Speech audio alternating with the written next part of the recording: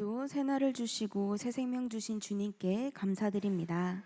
찬송가 315장 함께 찬양하겠습니다. 315장입니다.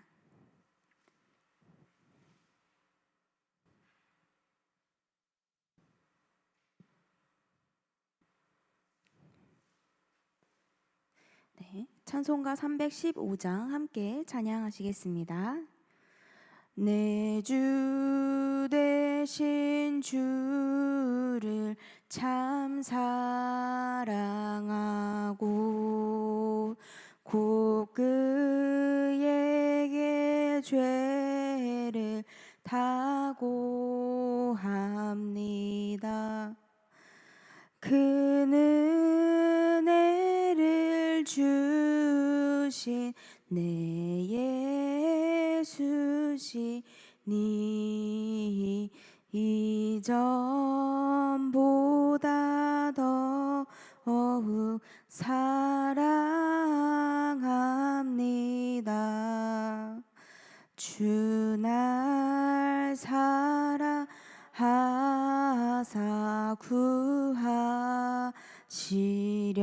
구하시려고 저 십자가 고난 당하셨도다. 그가 시간 쓰신 내 주 배우니 이전보다 더욱 사랑합니다. 내 평생에 힘쓸 그 큰 의무는 주 예수의 덕을 늘 기림이라. 숨질 때에까지 내 할 말씀은 이전보다 더욱 사랑합니다.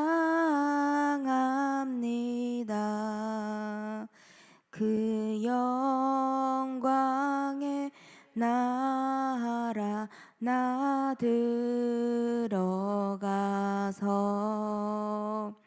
그 풍성한 은혜를 감사하리. 금면류관 쓰고 나 찬송할 말 이전보다 더욱 사랑합니다.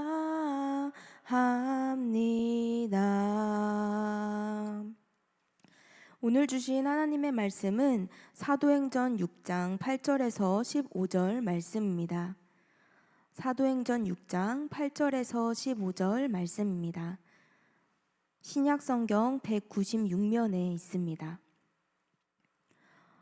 사도행전 6장 8절에서 15절 말씀 한 절씩 교독하고 마지막 절은 함께 읽겠습니다. 스데반이 은혜와 권능이 충만하여 큰 기사와 표적을 민간에 행하니 이른바 자유인들 즉 구레네인 알렉산드리아인 길리기아와 아시아에서 온 사람들이 회당에서 어떤 자들이 일어나 스데반과 더불어 논쟁할세.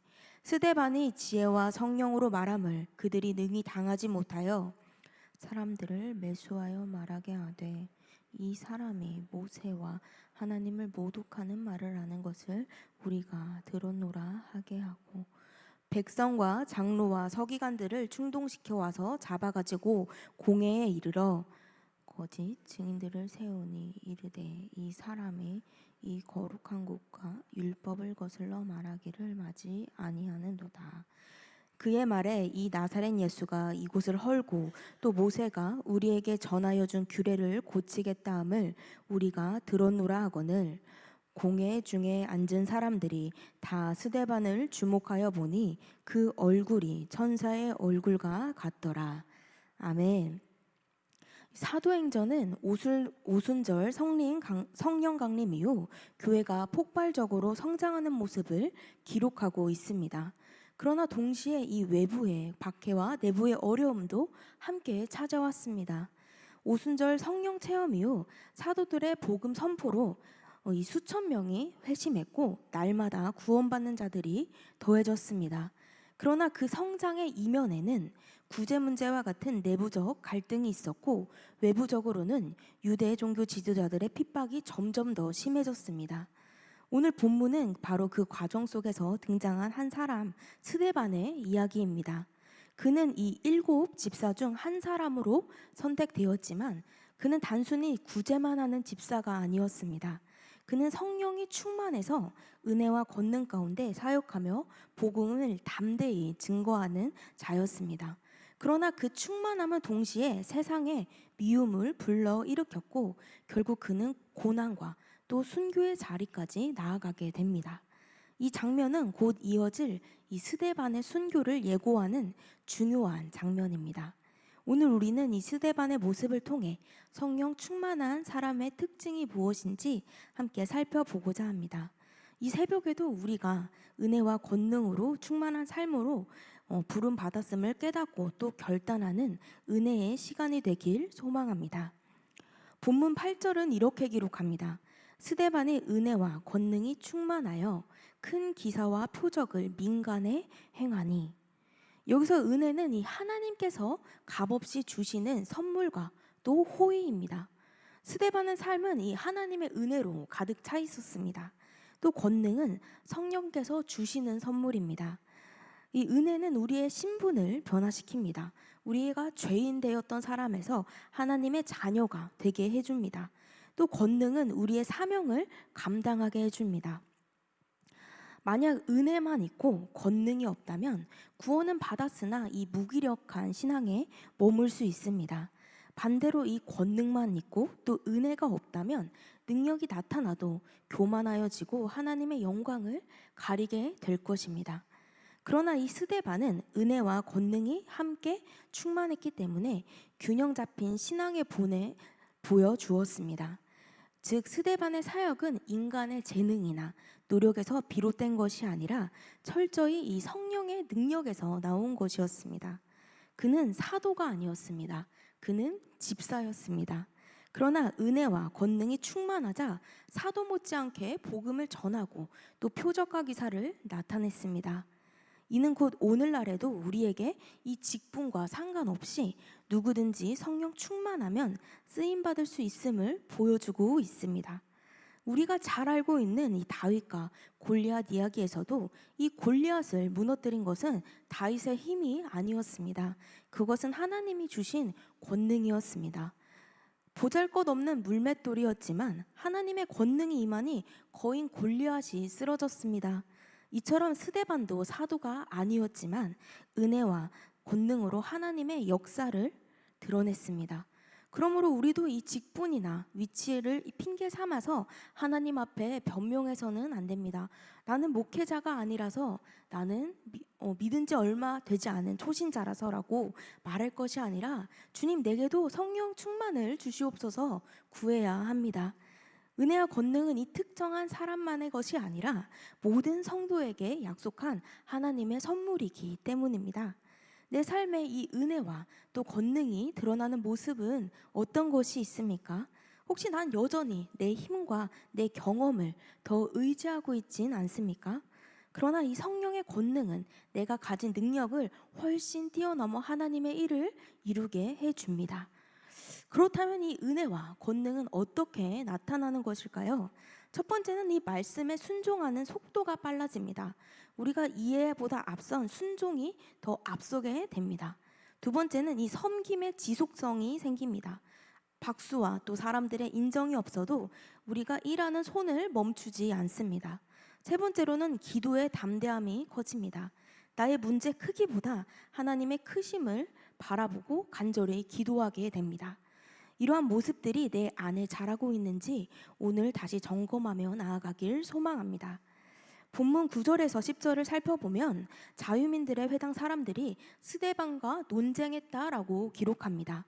자유민들은 이 디아스포라 유대인 출신으로 헬라 문화에 익숙한 사람들이었습니다. 이들은 로마 전역에 흩어져 살면서 철학과 논리 훈련을 받은 자들이었습니다. 그래서 그들의 언어와 논증은 매우 세련되고 또 강력했습니다. 그러나 이 스데반은 말씀과 또 성령의 지혜로 그들을 능히 이겼습니다. 오늘날에도 이 세상은 지성주의와 또 합리주의로 신앙을 공격합니다. 믿음은 비이성적인 것이고 교회는 낡았다고 조롱하기도 합니다. 그러나 이 성령의 지혜가 있는 성도는 논리에 매이지 않고 하나님의 말씀으로 진리를 선포할 수 있습니다. 우리에게 이 말씀과 또 성령이 임할 때 세상은 결코 우리를 이길 수 없습니다. 종교개혁자 이 마틴 루터는 1521년 보름스 회의에 소환되었습니다. 그는 1517년 95개조 반박문을 통해 이 면죄부 판매와 또 교황권의 부패를 공개적으로 비판했습니다. 교황과 황제는 루터에게 그의 저술과 주장을 모두 철회하라 라고 명령했습니다. 철회하지 않는다면 파문은 물론이고 생명까지 위태로운 상황이었습니다.